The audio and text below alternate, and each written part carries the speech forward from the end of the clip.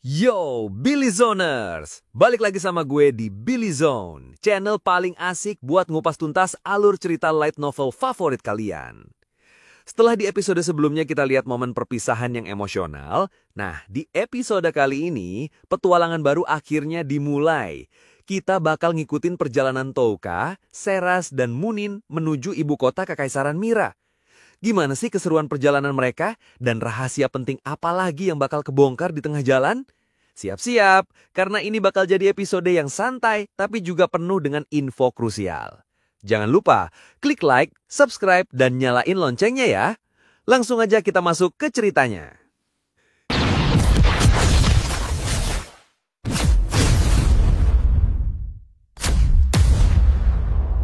Jadi perjalanan Touka, Seras, dan Munin pun dimulai. Touka nunggangin kuda biasa, sementara Seras dan Munin boncengan di atas sleigh.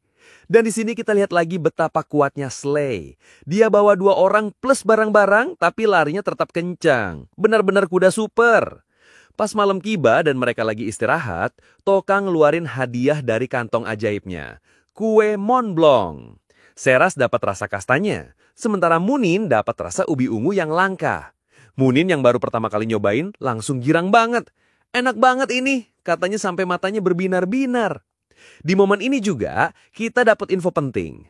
Ternyata sebelum berangkat, Touka udah ngasih tahu identitas aslinya ke Munin. Dia ngaku kalau dia Mimori Touka, pahlawan dari dunia lain. Ini nunjukin kalau Touka udah percaya 100% sama Munin sebagai sekutu utamanya. Suasananya jadi hangat banget. Seras dan Munin sampai saling tukeran kue, terus mereka berdua nyuapin Touka. Seras yang biasanya anggun jadi kelihatan imut banget pas lagi nikmatin makanan manis. Bener-bener udah kayak keluarga ya mereka. Tapi setelah senang-senang, mereka langsung balik serius. Mereka mulai ngebahas soal senjata pamungkas mereka. Sihir terlarang anti Dewi punya Munin. Dan disinilah kita dapat penjelasan detail soal cara kerjanya. Ternyata, sihir ini punya beberapa batasan penting. Pertama, jangkauannya cuma sekitar 30 meter, sama kayak sihir Paralyze punya Touka. Kedua, mantranya harus diucapkan dengan jeda, nggak bisa cepet-cepet. Ketiga, targetnya harus kelihatan sama mata. Ini informasi yang sangat krusial. Artinya, buat ngalahin Vicious, Touka harus bisa bikin Munin deket banget sama si Dewi. Rencana mereka pun jadi jelas. 1 orang harus jadi umpan buat nahan Vicious, sementara yang lain ngelindungin Munin biar bisa ngerapal mantra. Ini bakal jadi pertarungan yang butuh kerja sama tim yang sempurna. Mereka juga nganalisis kelemahan Vicious. Touka yakin kesombongan Vicious yang ngeremehin manusia itu bisa jadi celah buat dikalahin. Setelah itu, Munin dan Touka sama-sama ngungkapin tekad mereka. Aku siap mengorbankan nyawaku buat ini, kata Munin. Aku juga mempertaruhkan segalanya, balas Touka. Benar-benar nunjukin keseriusan mereka buat ngadepin pertarungan terakhir ini. Jadi, setelah beberapa hari perjalanan, rombongan Touka akhirnya tiba di Lufa, ibu kota Kekaisaran Mira. Mereka disambut sama gerbang kapur raksasa yang super megah. Pas Touka nunjukin surat perintah dari Kaisar Jin, para penjaga langsung hormat dan nganterin mereka ke pos penjagaan buat nunggu. Pas lagi nunggu di pos penjagaan, para prajurit Mira langsung bisik-bisik. Itu Belzegeya, Lord of the Flies. Dan yang itu Seras Ashrain, cantik banget. Yang rambut seperak juga nggak kalah cantik. Ternyata reputasi brigade penguasa lalat udah nyebar ke seluruh benua. Mereka disambut kayak selebriti. Gak lama, datanglah Hawk Landing, ajudan yang kita lihat di negosiasi sebelumnya. Tapi, pas lihat wajah asli Seras yang gak pakai topeng, dia langsung gugup dan mukanya merah. Pesona Seras yang cantik dan, Tobrut emang gak ada tandingannya ya. Hawk nunjukin kereta kuda sangat mewah yang udah disiapin buat mereka. Tapi sempat ada masalah kecil. Seras mau sleigh jalan di samping kereta, tapi Hawk nolak karena takut narik perhatian. Touka dengan gayanya yang tegas langsung bilang, dia ikut. Dan Hawk pun gak bisa nolak. Jangan macam-macam sama bos kita ya. Dan pas Hawk membuka pintu kereta, jeng jeng jeng. Kejutan besar nunggu di dalam. Kaisar Jin udah nungguin mereka sendirian di dalam kereta. Touka yang kaget langsung nanya, kenapa si Kaisar sampai nyambut langsung? Jin dengan santainya ngejawab, kalau kereta yang lagi jalan itu adalah tempat terbaik buat ngelakuin percakapan rahasia. Benar-benar pemimpin yang gak buang-buang waktu dan selalu penuh perhitungan. Mereka pun naik ke dalam kereta yang mewah itu. Touka, Seras, dan Munin duduk di satu sisi berhadapan langsung dengan Kaisar Jin. Suasananya benar-benar tegang dan penuh antisipasi. Touka dan Jin langsung mulai main catur politik. Touka sadar kalau surat perintah yang dikasih Jin itu sebenarnya alat buat ngelacak perjalanan mereka. Tapi Touka sengaja tetap pakai surat itu buat nunjukin kepercayaan. Langkah diplomasi yang cerdas. Touka lalu nanya soal perkembangan perang. Jin laporin kalau pasukannya terus maju, tapi sekarang ancaman terbesarnya adalah para pahlawan kelas S dari Allion. Setelah itu, Jin langsung ngeluarin ujian loyalitas. Dia ingetin Pauka dan Seras kalau mereka dulu pernah bersekutu dengan Allion, Bakos, dan terutama kerajaan Neah. Apa kalian siap ngelawan mantan teman kalian? Tanyanya sambil natap tajam ke Seras. Dia mau tahu, apa Seras bakal ragu kalau harus ngelawan Putri Neah? Seras yang sedih cuma bisa diam. Tapi Touka ngelihat kondisi Seras langsung ngambil alih. Dia ngebalikin pertanyaan Jin dengan sangat jenius. Menurutku, kata Touka, kerajaan Neah justru bakal jadi sekutu yang bagus buat tujuan kita. Kaisar Jin yang dengar ini langsung kagum. Dia setuju sama ide Touka. Kereta mereka bahkan sampai ganti arah. Nandain kalau diskusi ini bakal jadi lebih serius. Mereka mulai nyusun rencana besar buat ngajak kerajaan Neah ngeberontak dari dalam. Mereka bakal ngubungin Putri Neah diam-diam dan nyiapin dia buat nyerang Vicious pas waktunya tepat. Jin juga nunjukin sisi empatinya. Dia bilang kalau dia ngerti Seras pasti nggak mau ngelawan putri yang pernah dia layani. Bener-bener cara yang pinter buat ngambil hati sekutu barunya. Touka sadar kalau Jin ini pinter banget. Dia sengaja nyebut Neah buat manfaatin hubungan Seras. Tapi Touka mutusin buat nunda masalah itu. Touka lalu ganti topik dan mulai nginterogasi Jin soal negara-negara lain. Dan disinilah kita dapat peta kekuatan seluruh benua. Menurut Jin, Kekaisaran Bakos udah lemah banget setelah kehilangan Elite Five dan Kesatria Naga Hitam. Nggak lagi jadi ancaman. Kerajaan Magnar kemungkinan besar bakal tetap setia sama Allion. Soalnya pemimpin barunya, si Serigala Hitam, deket sama Vicious. Republik Yonato juga bakal mihak Allion. Tapi mereka juga ancur-ancuran abis diserang Raja Iblis. Nggak terlalu bahaya buat sekarang. Jin bahkan sempat nyesel karena gagal ngerekrut pembunuh naga Ulza, si Ben Wolf, yang sangat kuat. Setelah nganalisis negara-negara, Jin nyebutin sisa-sisa kekuatan Allion yang paling berbahaya. Selain para pahlawan, ada penunggang atau kesatria Serigala Hitam yang dipimpin sama Sigurd Sigmus. Nah, si Sigmus ini adalah adiknya Sigurd Sigma, si serigala putih legendaris yang hilang pas pertempuran di Benteng Putih dulu. Cerita pertempuran Benteng Putih ada di video episode awal. Terus ada juga para murid Vicious. Tapi Jin juga nambahin satu nama lagi, kelompok tentara bayaran harimau bertaring tajam atau Fang Tigers yang dipimpin sama cewek tangguh bernama Lily Adamantin. Tahukah yang dengar ini langsung ingat pertemuannya sama mereka di reruntuhan Mills? Menurut Tahukah sih, kelompoknya Lily ini nggak sekuat itu dibandingin Sivit atau John Doe, tapi Jin nganggap mereka ancaman serius. Beda perspektif ya. Setelah dengar semua analisis itu, Touka nanya pertanyaan paling penting. Dengan semua kekuatan Allion yang tersisa, emang pasukan anti Dewi ini bisa menang? Jin tanpa ragu sedikit pun ngejawab bisa.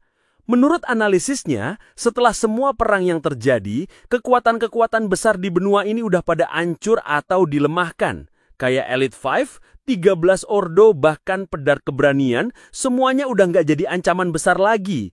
Jadi kalau para pahlawan nggak dihitung, Kekaisaran Mira sekarang adalah kekuatan militer konvensional terkuat di benua. Dia dengan pede nambahin kalau kekuatan utama mereka adalah pasukan elitnya, kelompok Matahari, yang latihannya jauh di atas rata-rata pasukan negara lain. Touka yang dengar ini langsung senyum dalam hati. Dia sadar situasi ini nguntungin dia banget. Makin gede perang antara Mira dan Allion, makin sibuk juga si Vicious.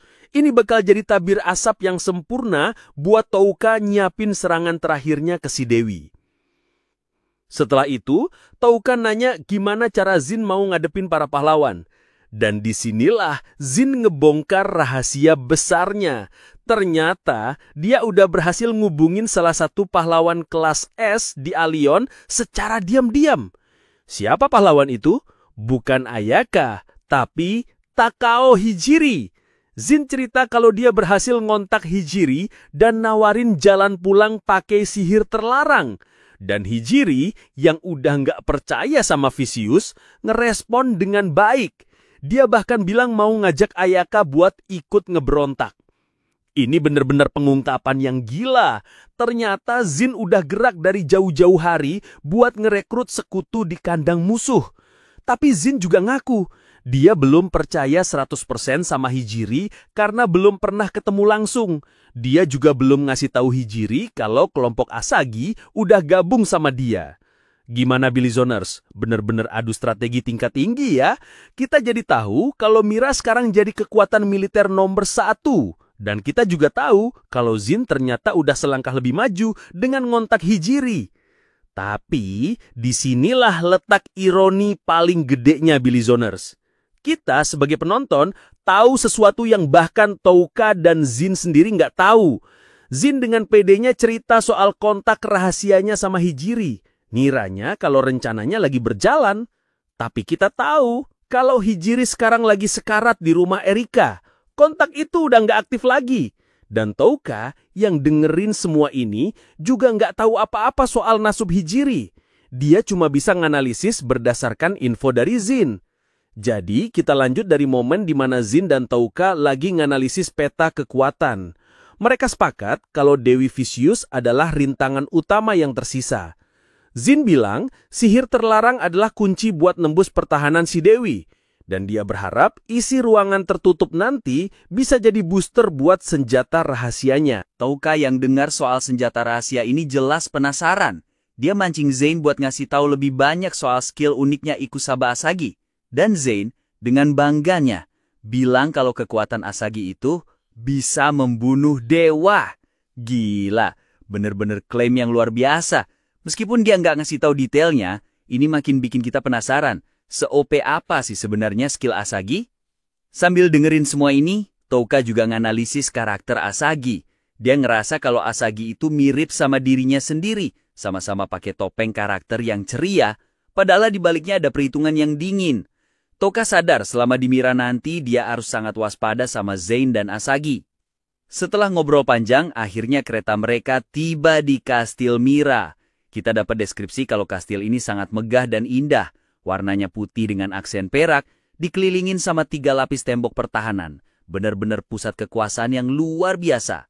Pas turun dari kereta, Touka ngingetin lagi 3 tujuan utama mereka di sini. Pertama, upacara penandatanganan aliansi.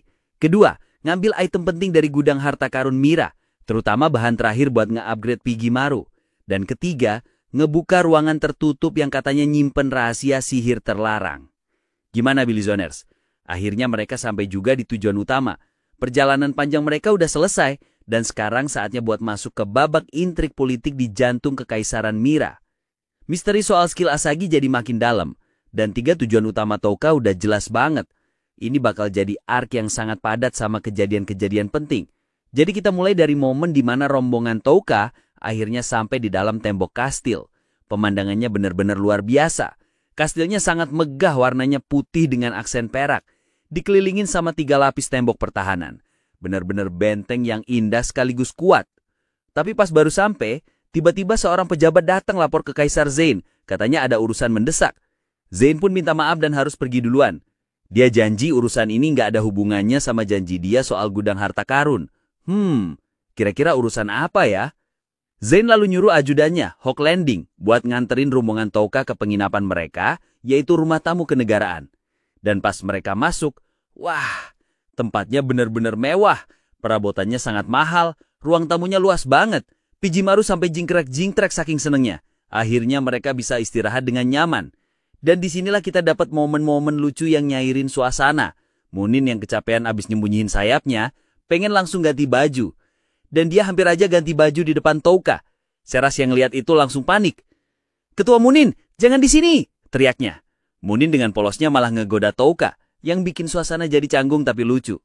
Bahkan dari kamar sebelah kedengeran suara Munin teriak-teriak, "Nona Seras, tolong! Celana dalamku keketatan!" Hahaha, bener-bener ya si ketua klan ini, ada-ada aja kelakuannya. Touka sadar kalau sikap ceria Munin ini adalah caranya buat ngejaga semangat semua orang. Setelah istirahat bentar, Touka mulai nganalisis situasi.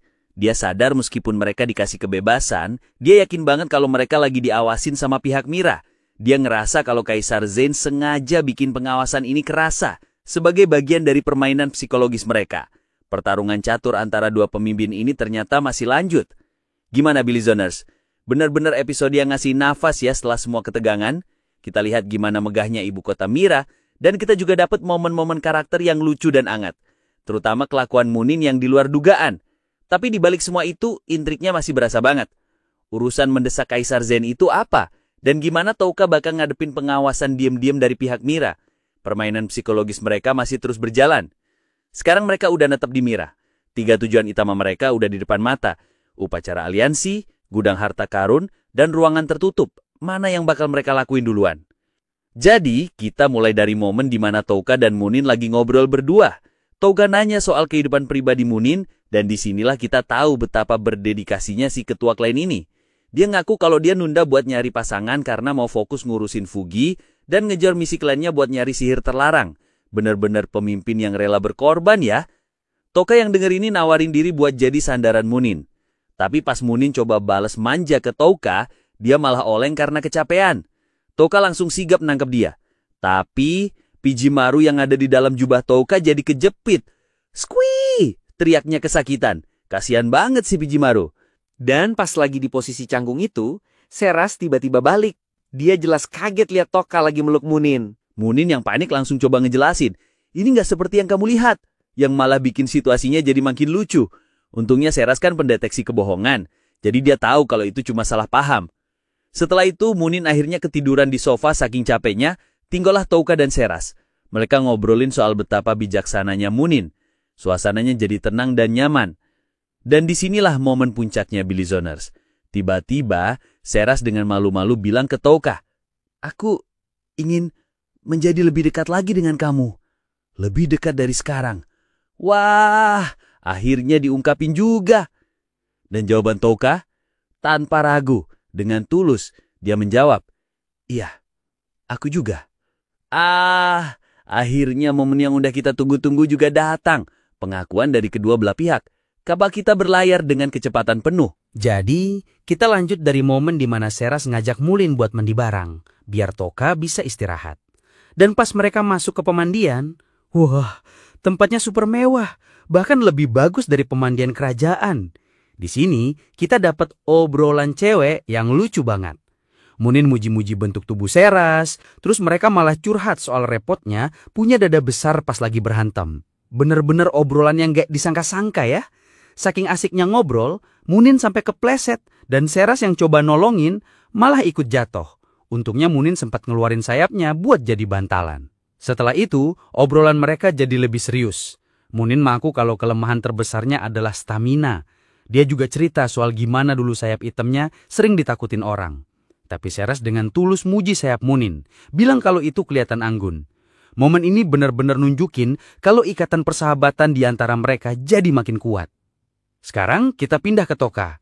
Setelah Seras dan Munin pergi mandi, Touka mutusin buat jalan-jalan sendirian di dalam kastil. Dia sengaja ninggalin Seras buat ngejaga Munin yang lagi capek. Bener-bener pemimpin yang perhatian ya. Tapi Touka sadar betul, meskipun dia bebas jalan-jalan, dia lagi diawasin. Dia ngerasain ada 3 orang yang ngikutin dia diam-diam. Tapi dia pura-pura gak tahu dan lanjut jalan sambil lihat peta. Permainan kucing-kucingan antara Touka dan pihak Mira ternyata masih lanjut. Pas lagi jalan di sebuah aula besar, tiba-tiba dia lihat ada seseorang di balkon lantai 2 lagi ngeliatin dia. Dan orang itu adalah Ikusaba Asagi. Asagi dengan gaya santainya langsung nyapa Touka dengan nada ngejek.